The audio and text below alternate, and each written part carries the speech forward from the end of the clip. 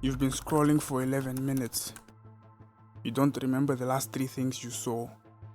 And yet, your thumb is already moving again.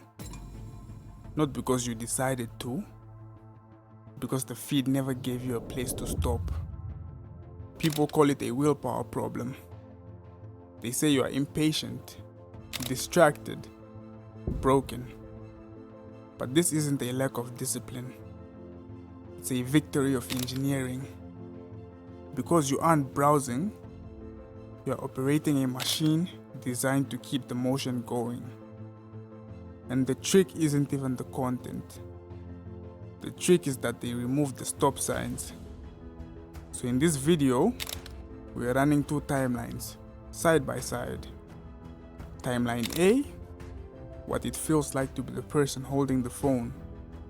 Timeline B, what had to be built quietly so that person would never feel finished. Infinite scrolling is a design approach that loads content continuously and eliminates pagination, removing natural landmarks that help people orient and stop. And when you combine it with intermittent reinforcement, like a variable ratio schedule, you get persistent, high-rate checking behavior. Timeline A. You tell yourself you're just killing time. One more video, then you'll stop. But you never arrive at done.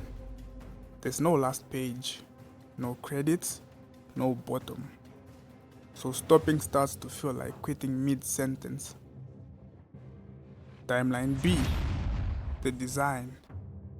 If you want the person to stop, you give them an ending. Chapters, episodes, a natural break where the mind can step back and decide. So the first move was simple. Take the ending away. Nielsen-Norman Group describes infinite scrolling as a continuous loading that eliminates the need for pagination. It reduces interruptions and lowers interaction cost. Translation: the friction disappears. The exit disappears. Here's the weird part. The moment you try to stop, you feel a small itch. Not pleasure, not joy, unfinished. So you scroll to complete the feeling, but completion never arrives. Psychology has a name for the instinct you're trying to satisfy. In a 2006 paper, researchers described unit bias. People tend to treat a unit as the appropriate amount. One plate, one package, one portion. A unit creates a boundary. A boundary creates a choice. Infinite scroll is what happens when you delete the unit. No unit means no completion signal. No completion signal means the brain keeps checking for the end. Now zoom in on what your thumb is doing. It's not watching, it's switching. Every swipe is a hard cut, a new scene, a new emotional temperature. And after enough hard cuts, everything slow starts to feel unbearable. Your brain pays a tax every time it switches tasks. In 2009, researcher Sophie Leroy described attention residue.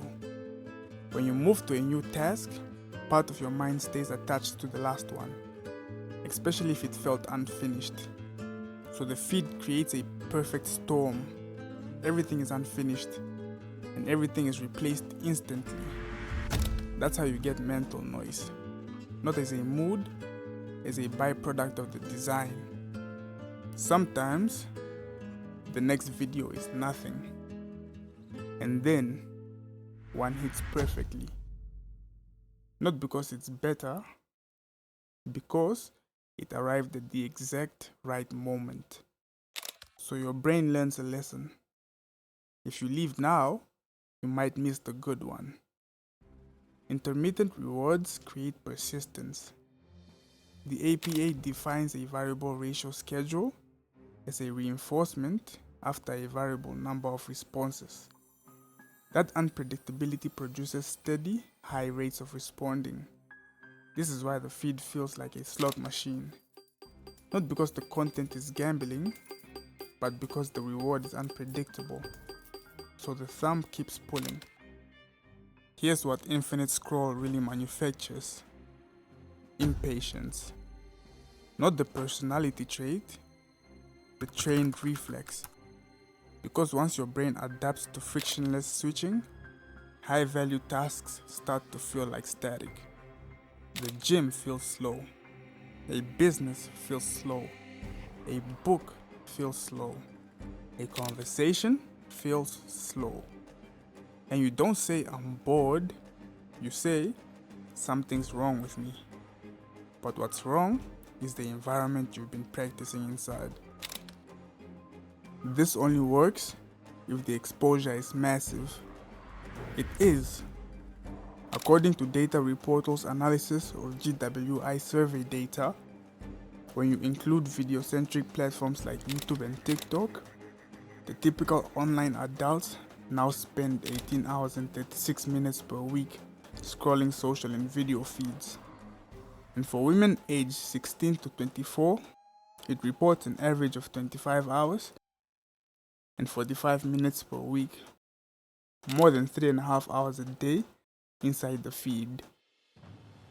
Pew Research Center reports that TikTok is used daily by a majority of US teens, and about 1 in 5 say they are on TikTok and YouTube almost constantly. That's not a hobby, that's a training schedule. And now, we get to the quiet class divide in the attention economy. While the mass market gets infinite scroll, the wealthy buy borders. Not because they are morally superior, because borders are powerful. Wired reported on the rise of screen-free digital detox scams, some costing around $2,000 a week, built to pull teenagers out of the feed entirely. That's the pattern. The system sells the problem at scale and sells the protection at a premium. The powerful aren't just trapped in the reels. In many cases, they're the ones designing them. So what do you do with this? Not delete the app, that's too small. The real move is a mental reframe. Stop treating the feed like information. Start treating it like architecture. Because architecture shapes behavior. The moment you enter an infinite hallway, you don't negotiate with it. You install a door, a boundary, a chapter, a stop sign that the design refused to provide. Your attention is the only thing they can print more of. So every time you hit the button of scroll that doesn't exist, you are donating time to someone else's balance sheet. Here's the last twist. Infinite scroll is only half the battle. Because once they have your attention, they have to decide what to show you next. And that decision is not neutral. That's where the filter becomes a cage.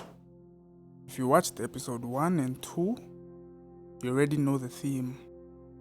The system doesn't just capture attention, it shapes the person providing it. In the next episode, we map the cage.